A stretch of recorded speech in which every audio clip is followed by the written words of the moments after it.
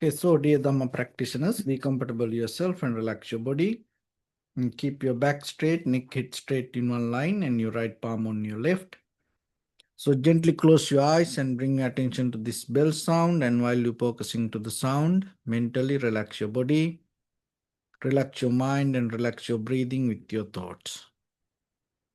So do nothing extra.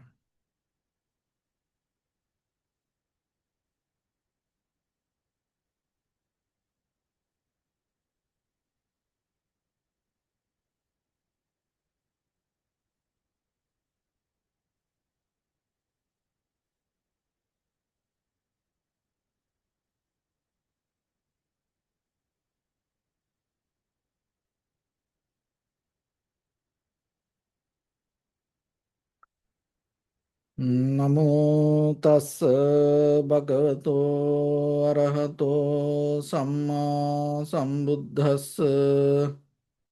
Namo tassa bhagavato arahato samma sambuddhassa. Namo tassa bhagavato arahato samma sambuddhassa. Homage to the Blessed One, the Exalted One, the fully enlightened One. Okay, so dear Dhamma practitioners, before we start our practice session, as usual, let's take few minutes to understand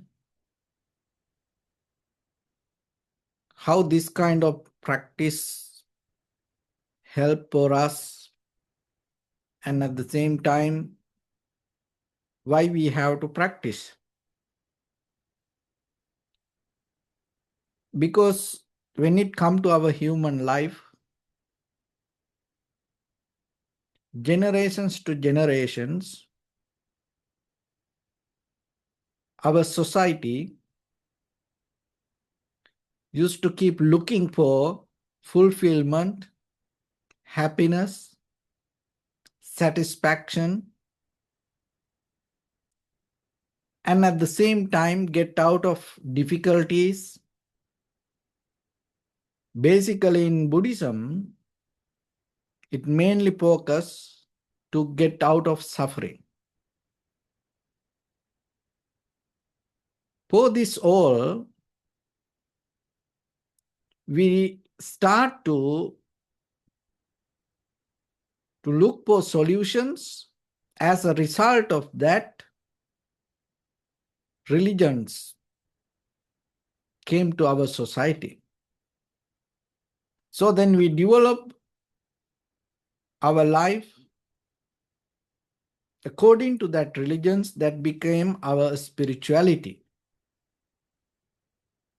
So when it comes to spirituality, basically it has many roots, many branches,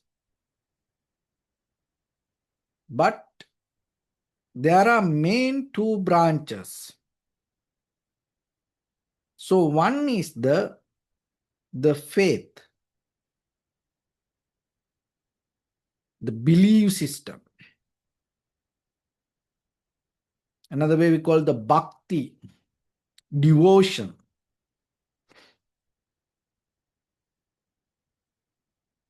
And so whoever follow that path, do the prayers, puja, savings, and worshipping, chanting, reciting, and practicing many other kind of like a spiritual things related to base with the faith. So that is one part. It has a long history. And other branch is the mystic path, the experience path. So but like a yogic path, meditation practice.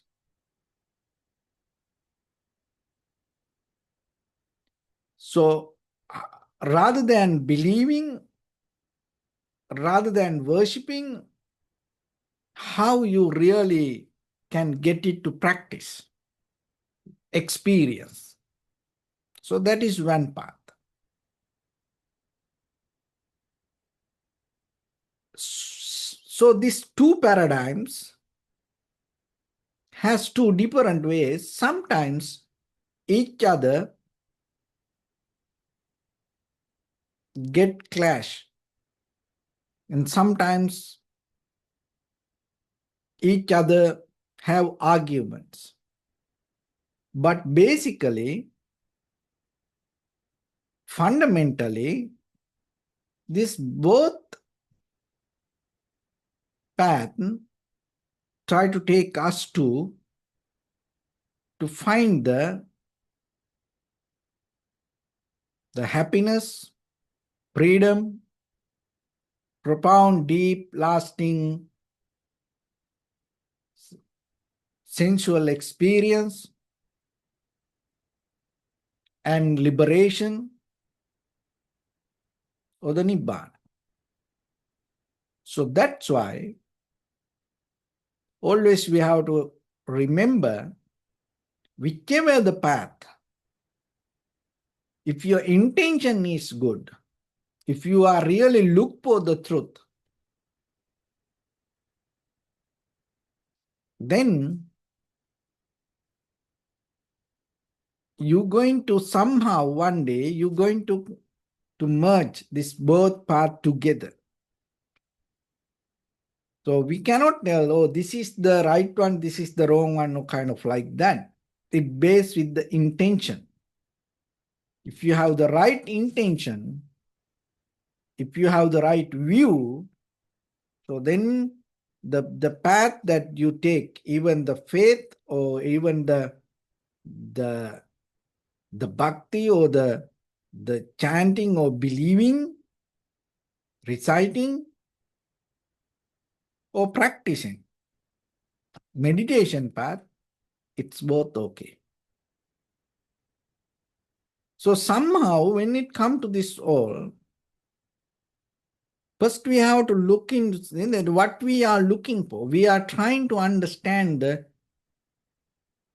reality. So there are three questions when it comes to our human life, and when there are three questions when it comes to philosophy and understanding our day-to-day life.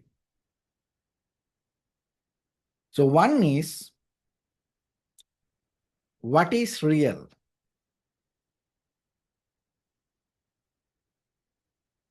What is reality? There's a technical word for this. It's called metaphysics. Metaphysics. And now there is a new word come, new term, technical term, ontology. Ontos means being, existence. What exists? So what is reality? What is this existence? Human or God or heaven, hell? So what is really we mean by existence? So that's a question that people always keep looking. And so when it comes to understanding existence, what you try to understand? Only this human body? Or around this human life, there are many other life, existence, planes. So then are you want to understand those things also? So when it comes to human life, human existence, sometimes we talk about the heaven and hell, the God, the creator. So what is really existence? What is real? And when it comes to our experience,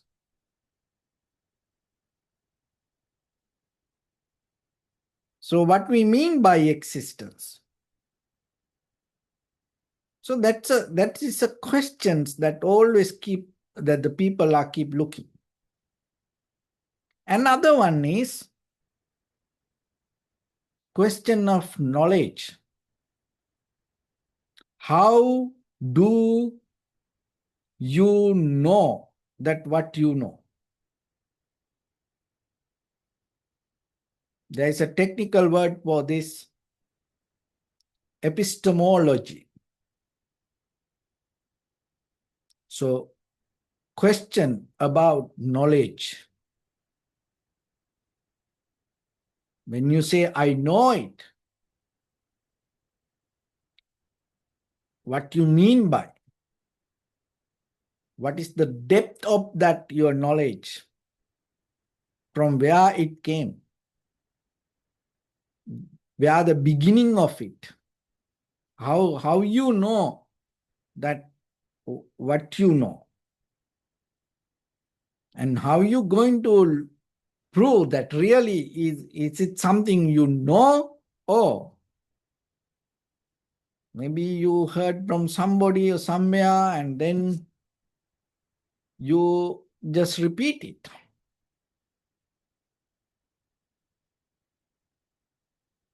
So that is another questions that always keep around us. What is reality? What is real? And how do you know? And what is that this knowing? Question of knowledge. That's the second one. And third one is one of the biggest around the world nowadays. What is the purpose of this all? What is the meaning? Sometimes the meaning of life, purpose of this all. What you mean by good? What you mean by bad, right, wrong, beautiful? And all the ethics based with this purpose of life.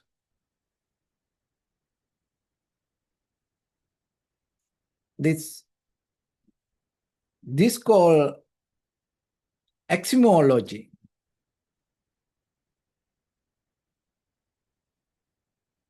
So when it comes to our life, that the value of study things, the value of knowing, what is this? What is the purpose of this all? So these three questions has a long history, and as a result of all the religions all the philosophers try to give answers to these questions. What is real? And the question of knowledge, and what is the meaning of this all?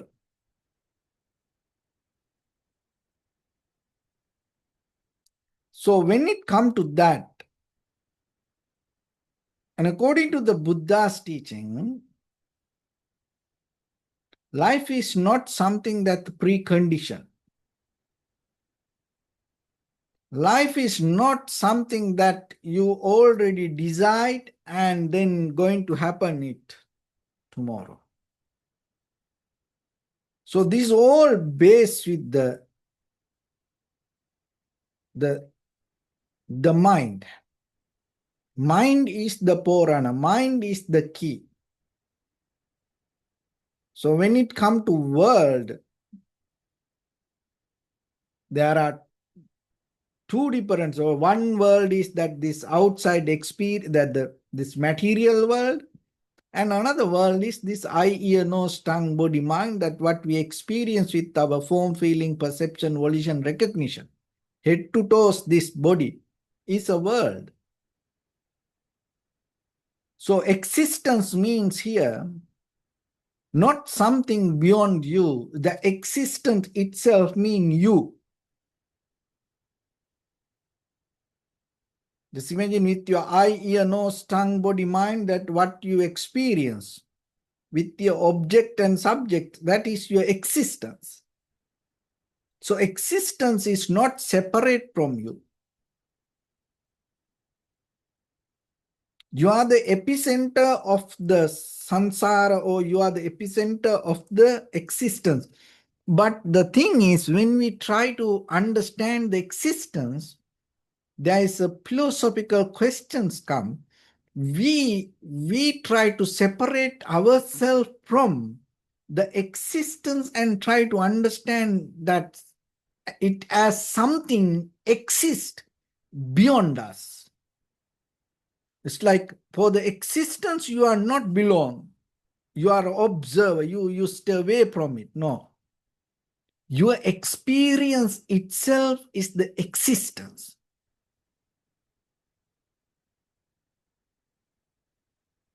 So then when you mention anything about that, you from your childhood to now, that whatever your life, when you mean by this human life, what is that mean? That mean that you, what the life you experience. So then itself you are the existence. Your mind itself is the existence. Your five aggregates, form, feeling, perception, volition, recognition, itself is the existence.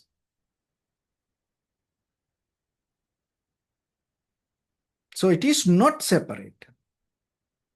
So then when it comes to reality, or the knowledge, or the purpose, there is nothing exists beyond you. It's all in you.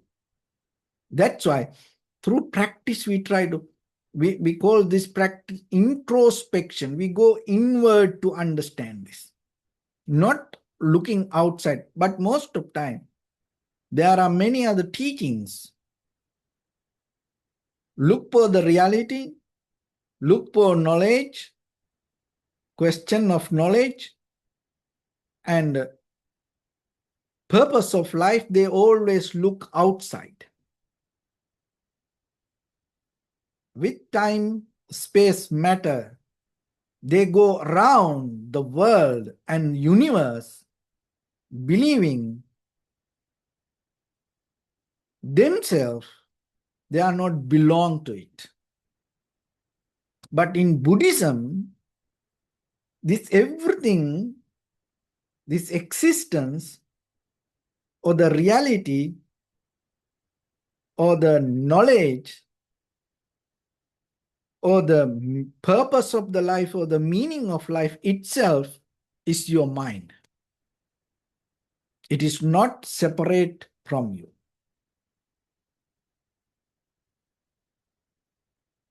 And so when the mind is there, so the mind always interact with the world, with our eye, ear, nose, tongue, body, mind.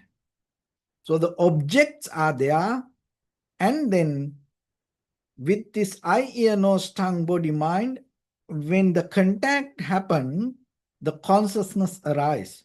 So then the consciousness mean itself not something separate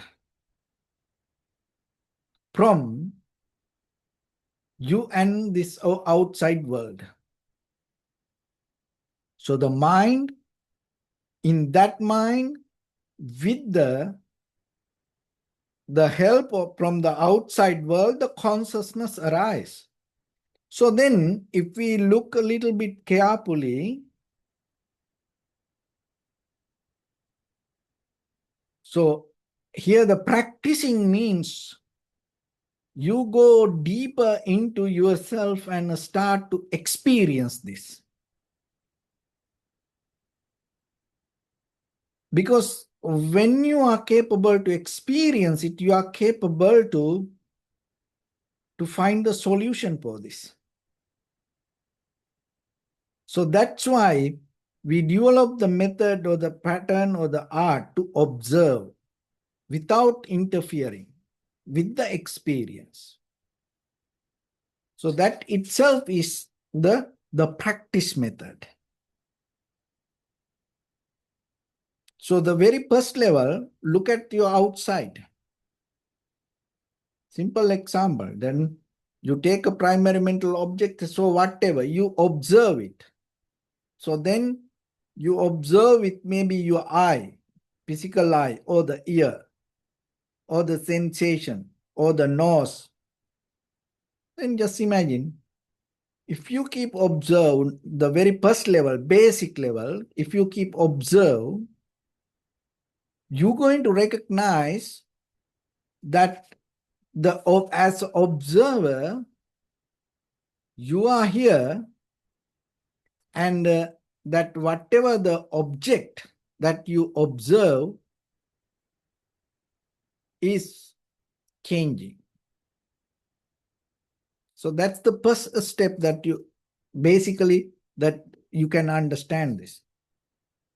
So whatever you observe as outside objects, you observe, then you can recognize there is an observer, that what you observe, it change. Anything. And then as a second step, what you can do, now leave that, the outside object, and then come to your eye, ear, nose, tongue, body, mind, and observe it little bit very carefully, closely. When you observe your own eye, ear, nose, tongue, body, mind, and that also change. Your eye, moment by moment change. So then, but still there, now we leave the outside world, now we come to the body. So then outside object change, you recognize it, leave it, and now you come to the eye, ear, nose, tongue, body, and then you closely observe and you recognize that also moment by moment change. And then your mind, the next level. For the first time, sometimes you don't see that the mind is changing. The mind is kind of like a solid observer as you. Or maybe in the very first time you see, your eye is like a solid, ear is like a solid. Only the sound change, only the outside object change. But now you recognize this also change. And then as a third step, you go to the mind. You observe the mind. And then you will see whatever the thoughts, the memory, feelings. So all this, the intellectual understanding, this everything rising, go away, rising, go away. So that as this consciousness itself changing. See now, object change, and now the subject also change. So as a result of this change, the experience itself arises. So that experience itself is the existence. So the deeper level, this all change. So then your reality itself, there is no something that you can separately recognize or explain. Your reality itself, the bottom level reality is change. And the knowing also not something separately happens, it also happens as a result of change.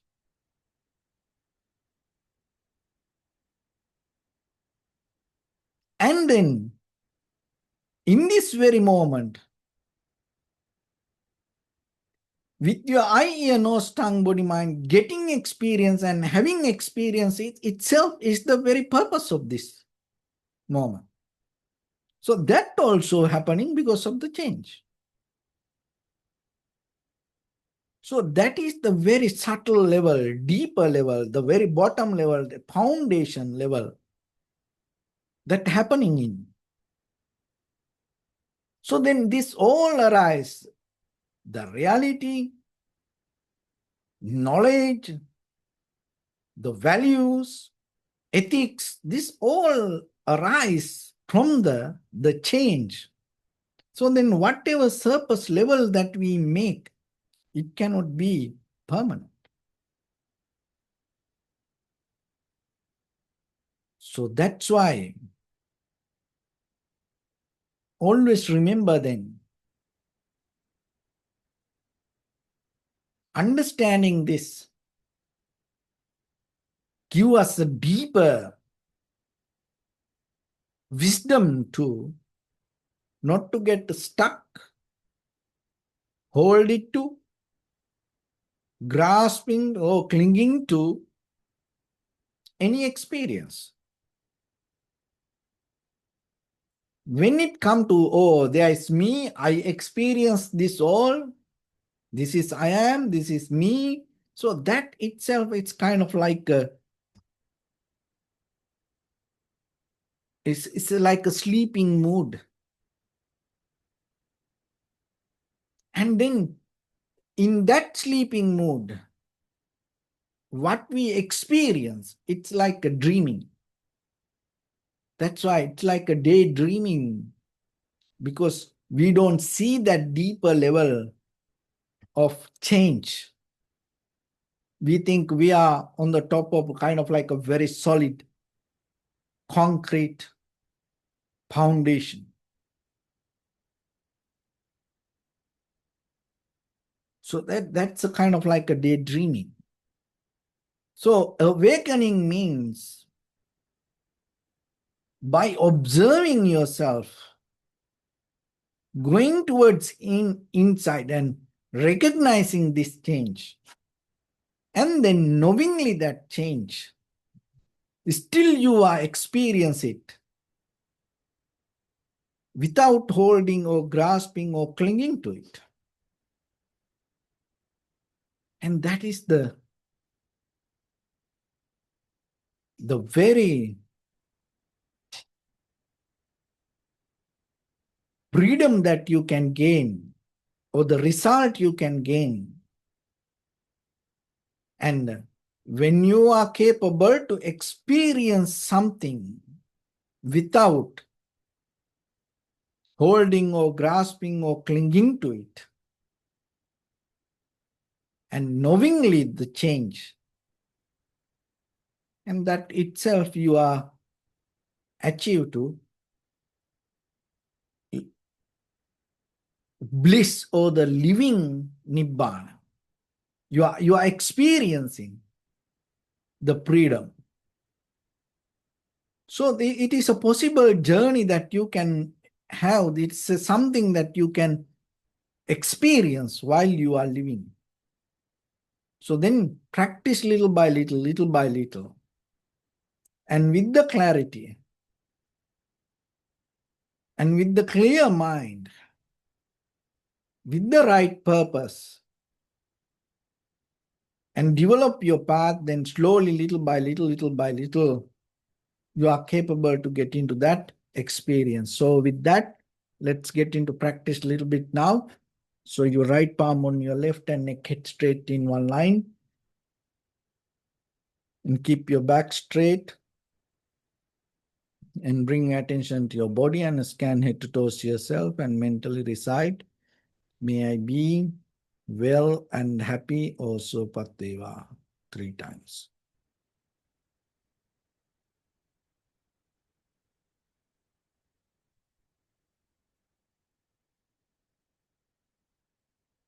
Take a moment and think. We gathered here in this moment to practice this ancient meditation technique. All the Buddhas, all the enlightened masters followed this path and achieved wisdom. So we also gathered here to accumulate that knowledge.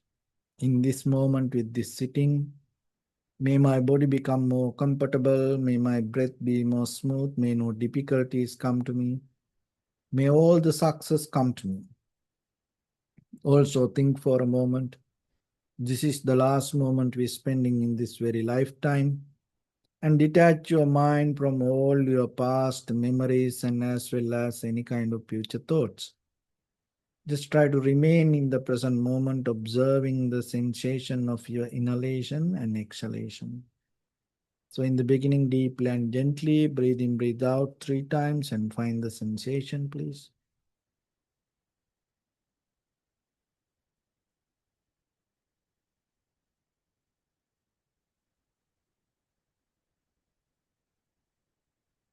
And allow your inhalations, exhalations happen itself. When it happens, just recognize it. Do nothing extra.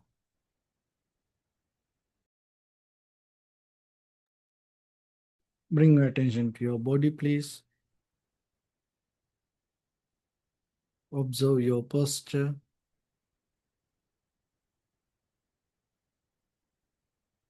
We cultivate loving kindness and compassion in our heart and radiate it as a light through entire your compound, village, city, state, country, world, around this universe. Also as far as you can through galaxies, other planets, stars. Reminding yourself like this. With clear intention, mentally repeat after me. May all living beings in this universe be well and happy. May everyone be happy and safe, and may their hearts be filled with joy. May all living beings live in security and in peace. Beings who are frail or strong, tall or short, big or small, visible or not visible, near or far away, already born or yet to be born. May all of them dwell in perfect tranquility. Let no one do harm to anyone. Let no one put the life of anyone in danger. Let no one out of anger or ill will wish anyone any harm.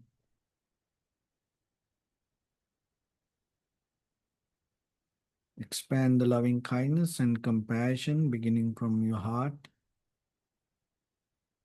forward. Visualize yourself and send it as a light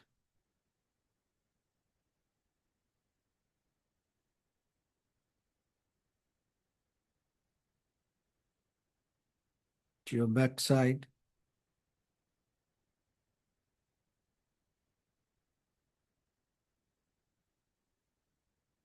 to your left side,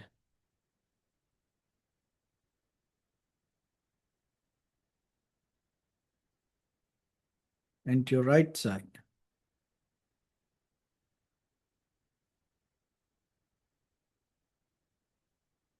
downward,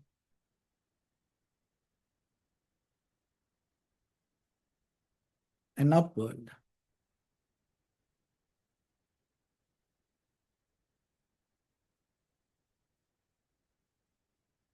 To all 6 directions at once, like the moon, the sun, spread the light, spread the energy, without any condition, without any limitation, without any resistance or without any judgment. Let your heart to shine with the loving kindness and compassion from the bottom of it, with the maximum effort to the highest, wishing yourself, may all living beings in this universe be well and happy.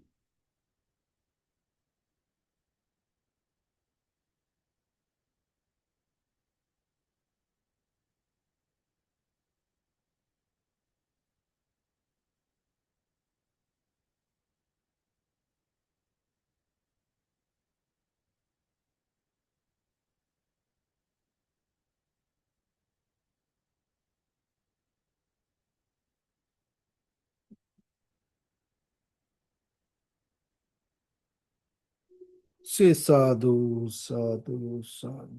So first of all, we offer this practice to the great qualities of the Buddha, Dhamma and the Sangha. Also by the power of this meritorious deed, may all of us attain to the supreme bliss of Nibbana. May all your guardian angels and deities will receive these merits and increase their longevity and protect all of you from any kind of planetary influences or any ill effects. Ittavata cha ammihi sampadam punya sampadam sabbe deva anumodantu sabba sampatti siddhya sabbe bhuta anumodantu sabba sampatti siddhya sabbe satta anumodantu sabba sampatti siddhya Imaya Dhamma Patipattiya Buddham Pujemi Dhammang Pujemi Sanghang Pujemi Attaya Imaya Patipattiya Jati Jara Vyadhi Maranam Ha Paribunjissami Idam me punya kammang asavakkaya vang hotu sabba dukkha pamuncatu. Bless you.